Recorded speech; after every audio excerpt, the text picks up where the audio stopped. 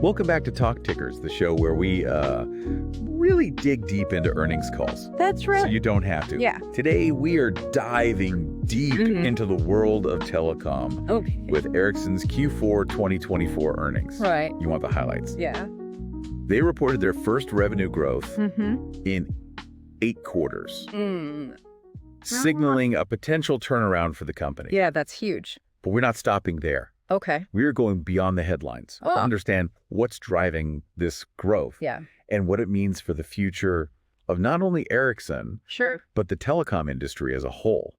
It's fascinating to see how they're positioning themselves. Yeah. Not just riding the current 5G wave, but looking ahead to the next generation of network technology. Right. This call gave us a glimpse into their long-term strategy. Yeah. And I think it reveals some really interesting insights. Okay, so let's start with the headline numbers. Okay. Revenue came in at 72.9 billion Swedish krona. Okay. That's a 2% increase year over year. And as you mentioned, that's their first revenue growth in 8 quarters. Right. The overall RAN, or radio access network market, actually declined in 2024. Yeah. So this suggests Ericsson is gaining market share, which is a really positive sign. Especially in North America, right? Yeah. I saw their sales there jumped a whopping 54%. Huge. What's behind that impressive growth? It's a combination of factors. They've been very strategic about targeting high-growth markets, like North America, where 5G adoption is accelerating. Right. Plus, the U.S. ban on Huawei has created opportunities for Ericsson to gain market share. So they're benefiting from that geopolitical shakeup in a way. Exactly. Right. But it's not just about being in the right place at the right time. Right. Ericsson has also been investing heavily in key technologies, particularly something called programmable networks. Okay. This seems to be a core part of their strategy going forward. Okay, now you've got my attention. Right. Programmable networks. It sounds kind of futuristic. Yeah. Can you break that down for us? Sure. What are they and why should we care? Think of it this way. Right. Traditional networks are kind of like a one-size-fits-all solution. Yeah. But programmable networks are more flexible and customizable. They use software to slice the network into different virtual networks, each with its own specific characteristics and capabilities. So it's kind of like partitioning your hard drive. Yeah. But for a network. Exactly. You can have one slice optimized for gaming. Yeah. Another for streaming. Right. Another for industrial applications. All running on the same physical infrastructure. That's a great analogy. Okay. And this flexibility opens up a whole world of possibilities. All right. So give me an example.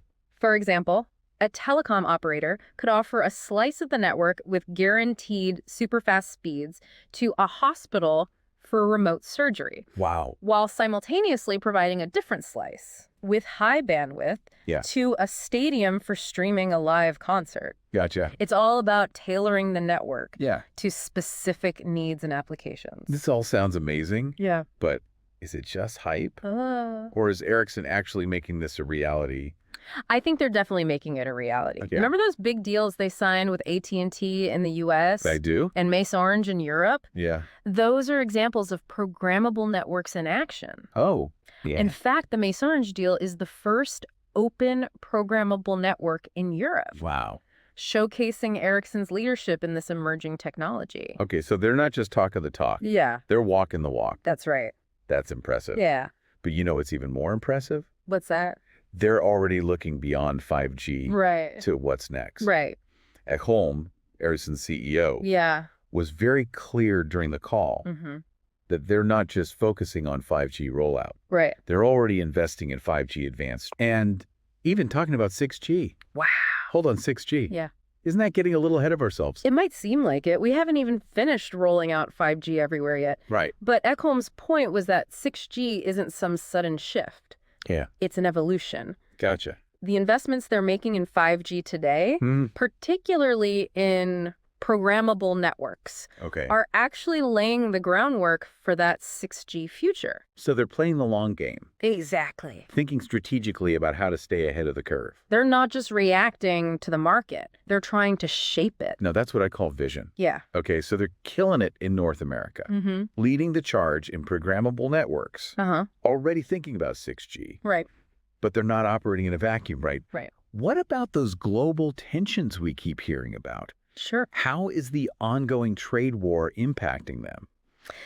That's a critical question. Yeah. Especially since a lot of their manufacturing is still based in Asia. But Ericsson has been anticipating these challenges for a while now. Okay. They've been diversifying their production facilities globally, Okay. including building a factory in the U.S. specifically to increase resilience and reduce their reliance on Asian manufacturing. So they're taking a multi-pronged approach. Yes. Hedging their bets geographically and strategically investing in next-generation technology. Precisely. Okay. They're trying to create a more robust and adaptable business model that can withstand geopolitical shocks and capitalize on emerging opportunities. Well, they seem to be in a pretty good position to do just that. Yeah. All right, so we've covered a lot of ground here. We have. They're growing again, leading in key technologies, and strategically navigating global complexities. Yeah. But what about the financial side of things? Yes. We've got to talk money. We absolutely do. Right? They're sitting on a pile of cash, but how are they using it? Are they splurging on acquisitions, buying back stock-boosting dividends? Right. Let's dive into those details next. Welcome back to Talk Tickers. We're deep in the trenches of Ericsson's Q4 2024 earnings, and now it's time to scrutinize the financials. Are they as strong as their strategic moves suggest?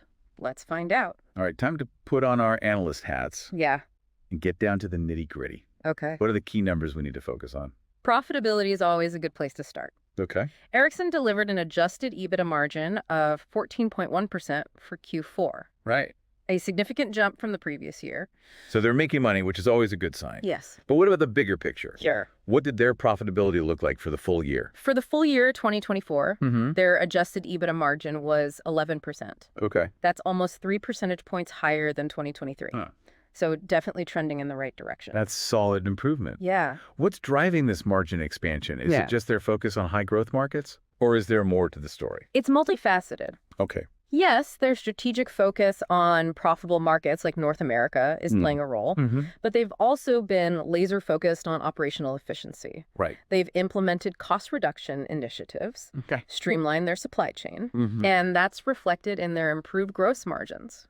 Speaking of gross margin, I noticed it was 46.3% for Q4. Okay. Up significantly from 41.1% the previous year. Wow. Are those numbers sustainable, or is it just a temporary blip? Their full-year adjusted gross margin was 44.9%. Okay. A big leap from 39.6% in 2023. All right. This suggests it's not just a one-time thing. Yeah. They seem to be making structural improvements that are having a lasting impact on their profitability. Okay, so they're making money. Yeah. Margins are expanding. But profitability is just one piece of the puzzle. Right. What about their cash flow? Sure. That's the lifeblood of any business. Their cash flow is remarkably strong. Free cash flow before M&A was 15.8 billion krona in Q4. Right. And a staggering 40 billion krona for the full year. Wow, those are some serious numbers. Yeah. What's fueling this cash flow engine? It's a combination of factors, including that improved profitability we were just talking about, but it's also about how they're managing their working capital. Okay. They've implemented structural changes to improve their supply chain and cash conversion cycle. Right. Which means they're collecting cash more quickly and efficiently. So they're not just generating cash. That's right. They're optimizing how they manage it. That's impressive. Yeah. Now, the big question for investors is, what are they doing with all this cash? Right. They mentioned a dividend increase, but what about buybacks or acquisitions? Their capital allocation strategy seems pretty clear. Okay. Their top priority is investing in research and development to maintain their technology leadership. Yeah, that makes sense. Makes sense. Given the fast-paced nature of the telecom industry. Right. You can't afford to stand still. Absolutely. Yeah. Falling behind in this industry is a recipe for disaster. Yeah. But are they completely ruling out any M&A activity? I don't think so. Maybe some smaller strategic acquisitions to bolster their portfolio. They're not against acquisitions, but they're being very selective. Okay. They're looking for companies that can enhance specific areas of their portfolio or expand their reach into new markets. Right. But they're not interested in big, splashy acquisitions that could distract them from their core strategy. So they're taking a disciplined approach. Exactly. Not chasing headlines. Right. Just focused on what makes strategic sense for their long-term growth. Precisely. They seem to be prioritizing maximizing the value of their existing assets. Yeah. And investing in organic growth opportunities. That sounds like a prudent strategy. Yeah. But we can't ignore the elephant in the room. Oh. Or maybe the panda in the room. Right. Given all the talk about China. What about those geopolitical risks we discussed earlier? Sure. How might those impact their financial performance going forward?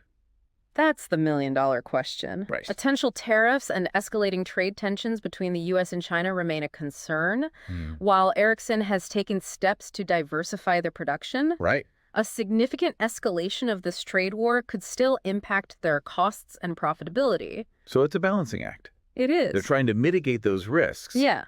But they can't control everything. Right. They have to operate in the real world, and the real world includes geopolitical uncertainty. True enough.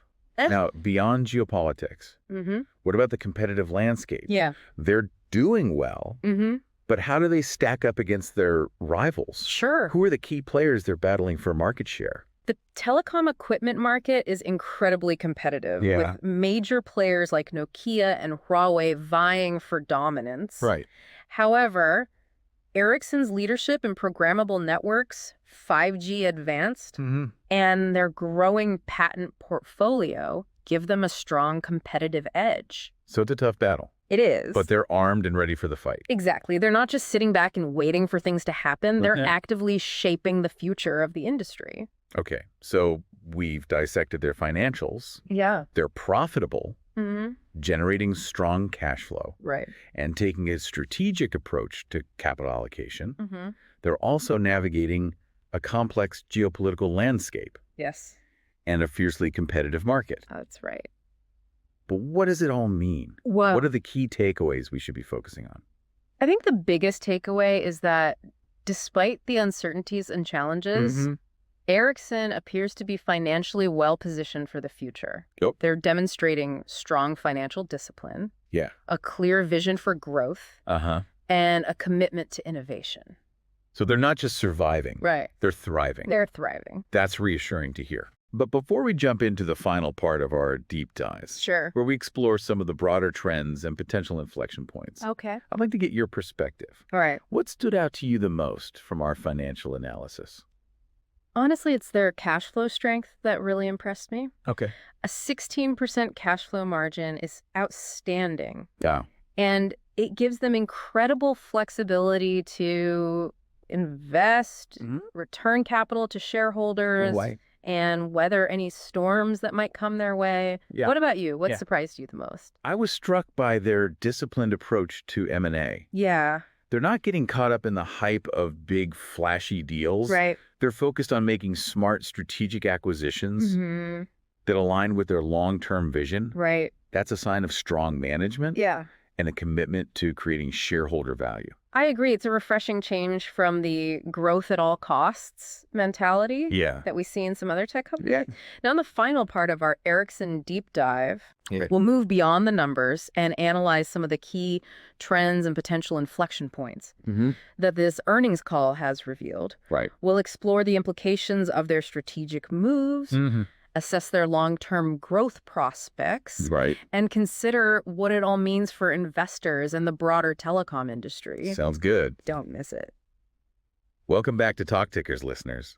We've analyzed the numbers, we've scrutinized the financials, and now it's time to step back and look at the big picture. Okay. What does Ericsson's Q4 earnings call tell us about the future of the company and the telecom industry as a whole? It's a fascinating time for the telecom industry. Yeah. We're seeing rapid technological advancements, shifting geopolitical dynamics, and intense competition. Right. And in the midst of all this, Ericsson is trying to not just survive, but thrive. They've certainly made some bold moves. Yeah. Their focus on programmable networks and 5G advanced seems like a bet on the future. But is it the right bet? Well, programmable networks have the potential to be truly transformative. Okay. It's not just about faster speeds or greater capacity. Right. It's about creating a more flexible, adaptable, and intelligent network infrastructure. Okay. It's about moving away from the traditional one-size-fits-all model to a network that can be tailored to specific needs and applications. Okay, so paint a picture for me. Sure. What does a world powered by programmable networks actually look like? Give me some concrete examples. Imagine a world where your car can communicate seamlessly with traffic lights and other vehicles to optimize traffic flow, prevent accidents, and make your commute smoother. Okay. Or think about a factory where robots and machines are interconnected, sharing data in real time to improve efficiency, productivity, and safety. That sounds pretty amazing. Yeah. But these are just hypothetical scenarios, right? Oh, yeah. Is there any real-world evidence that programmable networks can deliver on this promise? Absolutely. We're already seeing programmable networks being deployed in various industries. Ericsson's deals with AT&T and Orange are prime examples. Right. They're using network slicing to enable new services and create differentiated offerings for their customers. So it's not just a pipe dream. It's not just a pipe dream. It's happening now. It's happening now. And Ericsson is right at the forefront of this revolution. Exactly. They're not just talking about it, they're actually making it a reality. Yeah. And their strategic partnerships with these major players are a testament to their leadership in this space. Okay, so programmable networks seem like a pretty safe bet. Yeah. But what about their investments in 5G Advanced and 6G? Isn't that a bit premature? We haven't even finished rolling out 5G everywhere yet. Remember what Ekholm said during the call? Yeah. 6G is an evolution, not a revolution. Right. The investments they're making in 5G today, particularly in programmable networks, are laying the foundation for that 6G future. So they're playing the long game, thinking strategically about how to stay ahead of the curve. Precisely, they understand that the telecom industry is constantly evolving. You can't just rest on your laurels. Right. You have to anticipate what's next and position yourself to lead the way. Okay, so they're betting on programmable networks, 5G, advanced 6G. It seems the future of telecom is all about software and intelligent networks. That's a key takeaway from this earnings call. Yeah. The traditional hardware-centric model is giving way to a more software-driven future. Right. And Ericsson is embracing this shift. They're investing in the technologies, building the partnerships, and developing the expertise to be a leader in this new era of connectivity. All of this sounds incredibly promising. It does. But we can't ignore the challenges they face. Right. The geopolitical landscape is unpredictable. Yeah. Competition is fierce. And there's always the risk that their bets on these new technologies might not pay off. You're absolutely right. Yeah. There are no guarantees in business, especially in a fast-paced, technology-driven industry like telecom. Right. But Ericsson seems to be approaching these challenges with a combination of strategic foresight, financial discipline, and technological innovation. For investors watching this space, what's the bottom line? Well, is Ericsson a buy, a hold, or a fold? Well, as you know, we can't give investment advice on talk tickers. Of course. But we can highlight some key considerations for investors. Okay. Ericsson is demonstrating strong financial performance, a clear strategic vision, and a commitment to innovation. Right. However, they also face significant risks, including geopolitical uncertainties, intense competition, and the potential for technological disruption. So it's a mixed bag. Yeah. A classic risk-reward scenario. Exactly. Investors need to weigh those risks and potential rewards carefully, do their own due diligence, and make informed decisions based on their individual investment goals and risk tolerance. Well said. And now before we wrap up this deep dive, it's time for our favorite segment. All right. This is not financial advice. Haha. This is where we let our imaginations run wild. And come up with an outrageous but plausible trade idea. Okay. Based on the insights we've gleaned from the earnings call. I always love this part. Okay. Okay, hit me with your wild pitch. What's your crazy idea? So we've talked about how Ericsson is betting big on programmable networks. Right. We've also discussed how the top giants are increasingly interested in this space.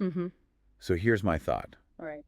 What if a company like Google or Amazon, with their massive cloud computing infrastructure and hunger for data, decides they want a piece of this programmable network action?